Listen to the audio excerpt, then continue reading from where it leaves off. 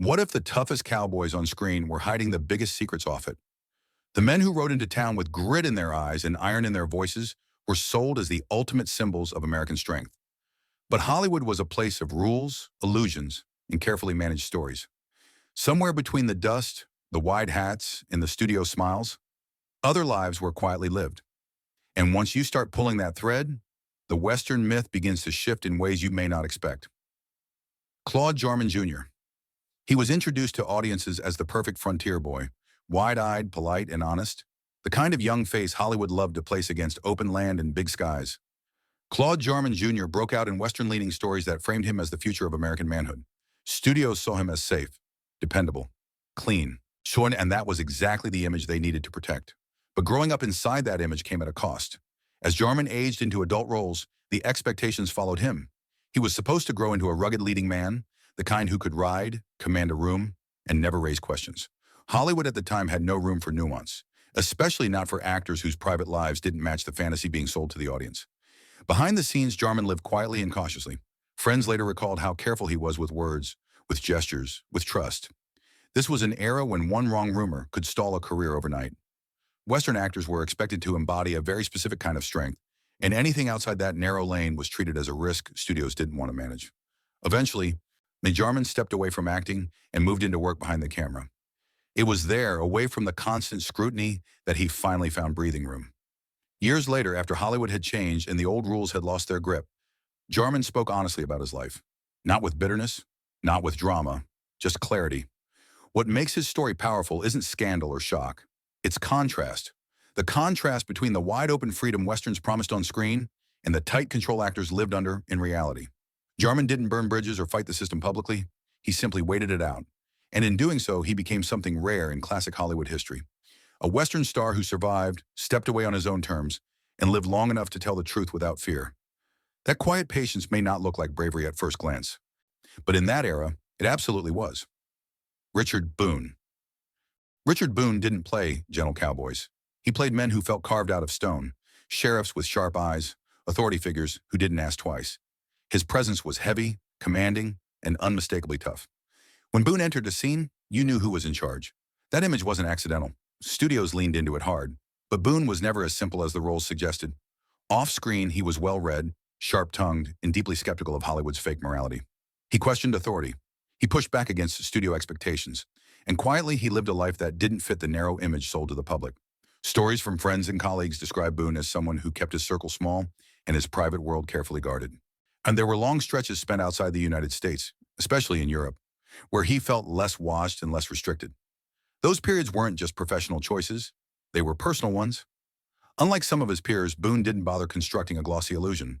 He didn't lean into fake romances or loudly play the Hollywood game. He relied on talent and intimidation instead. As long as he delivered on screen, studios asked fewer questions. But make no mistake, the silence around his personal life wasn't acceptance. It was a truce. Boone knew the limits. He knew how far honesty could go before it cost him work. So he chose control over confession.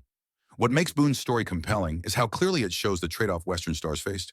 Play the symbol of authority long enough. Why? And people stop asking who you really are. The mask becomes protection. Boone never stood at a podium and explained himself. He didn't need to.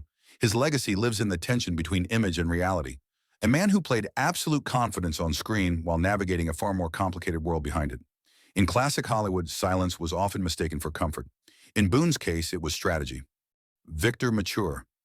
Victor Mature looked like he was built for frontier legends. Broad shoulders, deep voice, a presence that felt solid and immovable. When he stepped into Western or action roles, the camera treated him like a monument. Studios sold him as pure physical confidence, the kind of man who didn't explain himself and didn't need to. But behind that image was a life Hollywood worked very hard to keep quiet. Mature was deeply private, even by the standards of his era. He avoided interviews when he could and disliked publicity unless it directly served his work. Studio handlers learned quickly that pushing him too hard only made him withdraw further. That distance helped protect him, but it also fueled rumors that followed him quietly for years. Multiple studio-era biographies mention Mature's close relationships with men during long production stretches, especially while working on location far from Hollywood. These weren't flashy social connections. They were consistent, private, and deliberately kept outside the spotlight. The studios knew. They always knew. But Mature's box office draw and unmistakable screen power made him worth protecting. What's striking is how carefully his image was maintained. Every photo, every interview line, every public appearance reinforced the same idea. Strength, simplicity, control, Western masculinity at its most traditional. Meanwhile, the real man behind the roles lived with constant awareness of what could be lost if the truth slipped out. Unlike some stars, Mature didn't try to reinvent himself later in life. He didn't write a tell-all. He didn't challenge the system publicly. He simply stepped back when the roles slowed down and lived more quietly. His story highlights one of classic Hollywood's unspoken rules. If you could embody the fantasy perfectly enough, the system would look the other way. But the price was isolation. Victor Mature wasn't hiding because he lacked confidence. He was hiding because the industry demanded it. And for decades, the illusion held. John Ireland. John Ireland had a dangerous edge that audiences could feel instantly. He wasn't polished. He wasn't comforting. He played Western figures who felt unpredictable, sometimes threatening, sometimes magnetic. Directors used him when they needed tension without explanation. He brought something raw that couldn't be trained. Off-screen, that same complexity defined his life. Ireland moved through Hollywood differently than most leading men. He didn't follow the expected path. He challenged studio authority. He spoke his mind.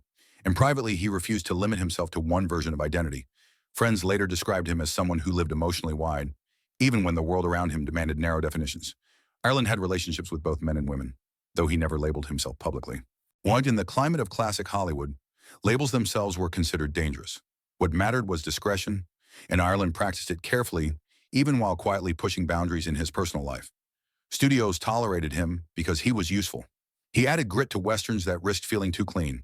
His presence made stories feel heavier, more grounded. That value bought him freedom others didn't have, but it didn't come without consequences. Ireland was never fully embraced by the studio system. He hovered on the edges of stardom, respected but rarely protected. That partial acceptance reflected how Hollywood treated men who didn't fit neatly into its preferred molds. What makes Ireland's story resonate is how clearly it shows the trade-off between authenticity and security. He chose to live more honestly than most, why even if it meant fewer guarantees. On screen, he played men who didn't belong anywhere comfortably. Off screen, he lived much the same way. And that alignment between role and reality gives his Western performances a weight that still lingers. Yul Brynner.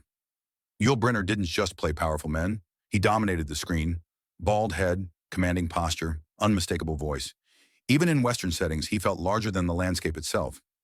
Brynner wasn't sold as a cowboy who blended in. He was sold as a force of nature. Confident, untouchable, unapologetic. That image gave him cover. Behind the scenes, Brynner lived far more freely than many of his peers, though never openly. He moved through international circles, spent long periods outside Hollywood, and surrounded himself with artists, writers, and creatives who lived by different rules. In those spaces, he felt safer, less observed, less confined by studio expectations. Biographers have long noted that Brynner's private relationships didn't always align with the narrow story Hollywood told about him. He formed deep emotional bonds with both men and women over the course of his life. The studios were aware, but Brynner's global appeal made him difficult to control. He wasn't dependent on Westerns alone, and that independence mattered. Unlike actors who relied entirely on the cowboy image, Brynner could pivot, epic roles, stage work, international productions. That flexibility allowed him to keep his personal life out of reach without fully retreating into secrecy. What's important is how deliberately he shaped his public persona. Brynner didn't pretend to be relatable. He presented himself as singular, mysterious, almost mythic. That distance discouraged questions. People assumed they knew who he was because he seemed so self-assured. But confidence can be a shield. Brynner's story shows how power in Hollywood wasn't just about contracts or box office numbers. It was about leverage. The more indispensable you were, the more room you had to live quietly on your own terms.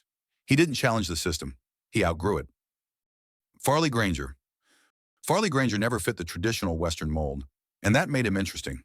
He had a thoughtful face, a softness that contrasted sharply with the rough settings he was often placed in. When he appeared in frontier stories, he brought vulnerability instead of bravado.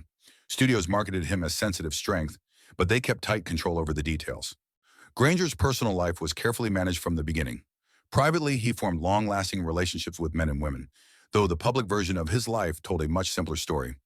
Studio handlers guided interviews, arranged appearances, and discouraged anything that hinted at complexity. The goal wasn't just to protect his career, it was to protect the illusion audiences expected. Unlike many of his peers, Granger eventually spoke openly later in life. Not with bitterness, but with reflection. He explained how Hollywood treated identity as something that needed editing. If it didn't fit the role, it was removed from the story entirely.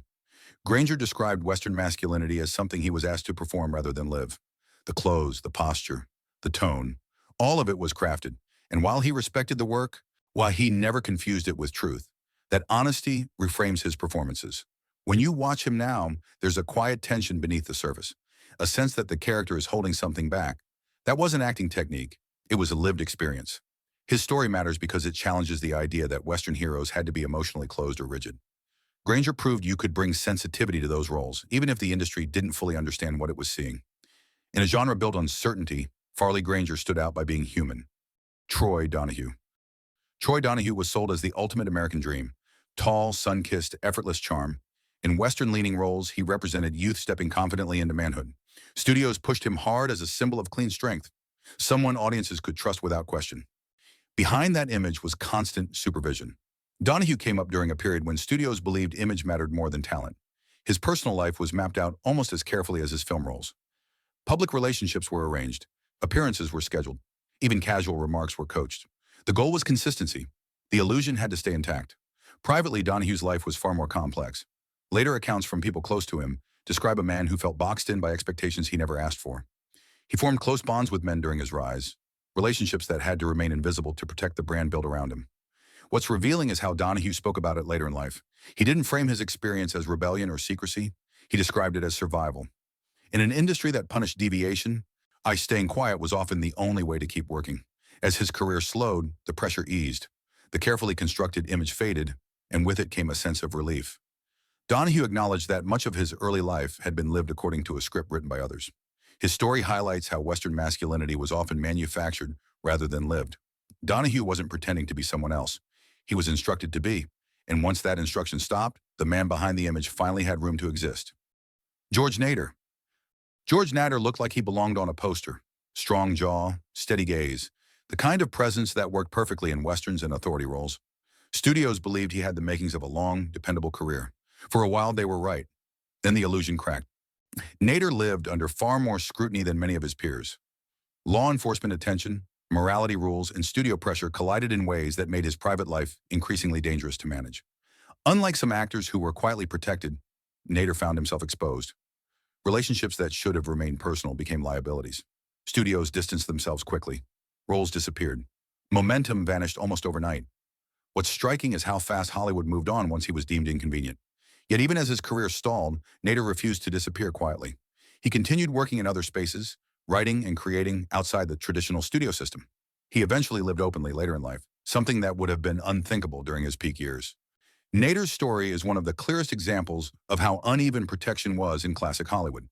Some stars were shielded, others were sacrificed. He wasn't less talented, he wasn't less marketable, he was simply less lucky. And that reality exposes how fragile Western stardom could be once the system decided to stop looking the other way. Haines. Haines made a choice most Hollywood stars wouldn't. He refused to hide. Early in his career, Haines played confident, modern men who carried themselves with ease. He wasn't boxed into one genre, but his rugged charm fit naturally into frontier-style stories. Studios loved him, until they didn't. When pressured to abandon his longtime male partner, Haines said no. Not privately, not quietly, clearly. The result was immediate. Contracts vanished, opportunities closed. A promising acting career ended almost instantly. But Haines didn't fall apart. Instead, he reinvented himself as a designer, becoming one of Hollywood's most successful and trusted interior decorators. The same stars who wouldn't work beside him on screen happily hired him to shape their homes. His story flips the usual narrative. Haines didn't lose everything. He lost acting and gained freedom. In an industry built on compromise, he chose honesty and built a different kind of legacy. Among Western stars and leading men, his stand remains one of the boldest acts of quiet defiance Hollywood ever witnessed. Perkins. Anthony Perkins carried tension wherever he went. Even in rugged roles, there was something restless beneath the surface. Studios recognized it and tried to steer it, and especially when placing him in frontier or authority roles that demanded certainty. Behind the scenes, Perkins formed close relationships with men during his early career, including fellow rising stars. These connections were closely guarded, managed by handlers who worked overtime to maintain a traditional public image. Perkins later entered highly publicized relationships with women, widely understood as protective arrangements. The pressure to conform was immense. Western masculinity left no room for ambiguity, especially for someone as visible as Perkins. What makes his story resonate is the emotional cost. Friends described him as thoughtful, anxious, and deeply aware of the performance required just to exist in Hollywood. The roles didn't exhaust him. The pretending did. Perkins's later reflections suggest a man shaped by an industry that demanded silence as proof of professionalism. His performances carry that weight, a sense of something unspoken, something contained. In Western cinema, strength was often portrayed as certainty. Perkins showed that uncertainty could be just as powerful. Tab Hunter. Tab Hunter was Hollywood's dream cowboy. Athletic, polite, bright-eyed.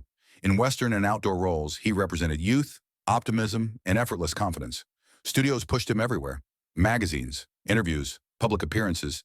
He was everywhere at once, and almost none of it was real. Hunter lived under constant supervision. Relationships with women were arranged, stories were planted, every detail was curated to protect a clean image. Privately, he formed deep relationships with men, some including other major stars of the era. Unlike many of his peers, Hunter eventually told his story himself. Calmly, clearly, without anger. He described Hollywood as a place where truth was negotiable, but image was sacred. What stands out is how openly he later discussed the machinery behind the illusion. The handlers, the scripts, the pressure. He didn't frame himself as a victim. He framed himself as someone who learned the rules early and played them until he didn't have to anymore. Hunter's story matters because it exposes how much effort went into maintaining the Western myth, not just on screen, but everywhere else too. He didn't just ride horses for the camera. He rode out an entire era. Montgomery Clift. Montgomery Clift never looked like a traditional cowboy, and that made him dangerous in a different way. He brought intensity instead of swagger, silence instead of bravado. When he appeared in frontier and war-leaning roles, he felt thoughtful, wounded, and real. Audiences leaned in because he didn't perform toughness. He carried it quietly. Off-screen, Clift lived with constant pressure. His personal life was closely guarded by studios that understood his value, but feared public reaction. He formed deep relationships with men, often fellow actors, connections that were known within Hollywood but never allowed to exist publicly. The industry treated this part of his life like a flaw that needed containment rather than understanding. Clift struggled under that weight. Friends described him as sensitive and deeply affected by the need to separate his real self from his public image. Western masculinity demanded certainty. Clift offered vulnerability instead, and that contradiction made studios nervous. Unlike others who embraced silence as strategy, Clift seemed emotionally burdened by it. The distance between who he was and who he was expected to be grew wider with time. That tension shows in his performances, the hesitation, the sadness behind the eyes, the sense of a man holding something back.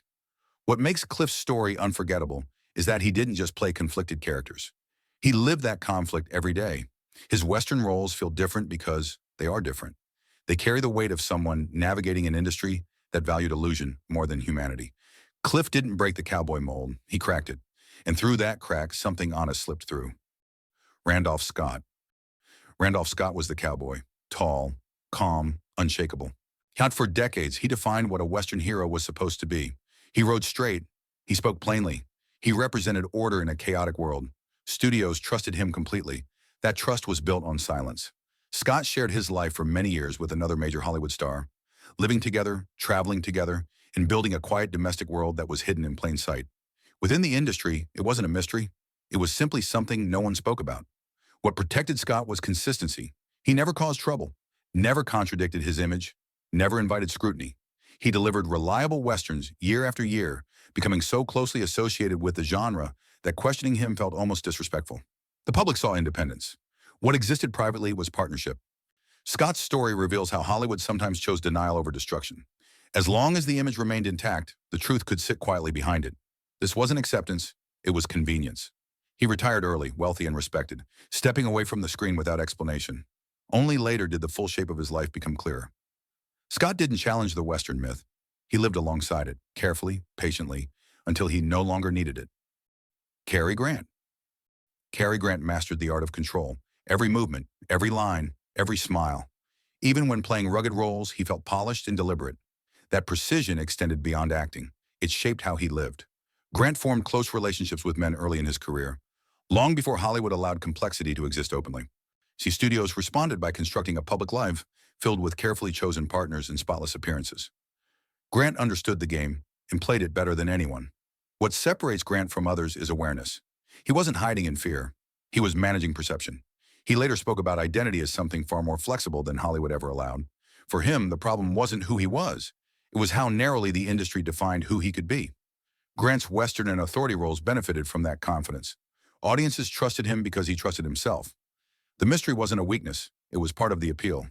His story exposes Hollywood's greatest contradiction. The industry sold freedom on screen while policing it behind the scenes. Grant survived not by fighting that system, but by understanding it completely. He wasn't confused. He wasn't conflicted. He was strategic, and that made him one of the most powerful figures on this list. Rock Hudson. Rock Hudson was Hollywood's ultimate symbol of strength. Tall, broad, effortless. In westerns and frontier stories, he embodied everything studios wanted audiences to believe about masculinity. Confidence without question, authority without doubt. Behind that image was one of the most carefully managed lives in Hollywood history. Hudson's personal relationships with men were closely guarded secrets, known to studio executives and quietly protected as long as he remained profitable. Public relationships were arranged. Appearances were scripted. Every detail reinforced the same story. The pressure was relentless. Hudson didn't live recklessly. He lived cautiously. Friends later described a man who balanced charm with constant awareness. One wrong step could have ended everything he had built. What makes Hudson's story the most powerful is how completely the illusion worked. Audiences never questioned him. The Western image was so strong, it became unquestionable. When the truth finally emerged later in his life, it didn't erase his legacy. It redefined it. Suddenly, his career wasn't just about roles, it was about endurance. Hudson didn't just carry the weight of stardom. He carried the weight of an entire era's expectations. And he did it longer and more successfully than almost anyone else. So the next time you watch a cowboy ride into the sunset, ask yourself what stayed off screen. These men weren't just performing roles, they were navigating rules, silence, and expectations written by an industry afraid of truth. Their stories don't weaken the Western myth, they deepen it. If anything, they prove how much strength it took just to survive it. Let me know which story surprised you most and which one deserves a deeper dive next.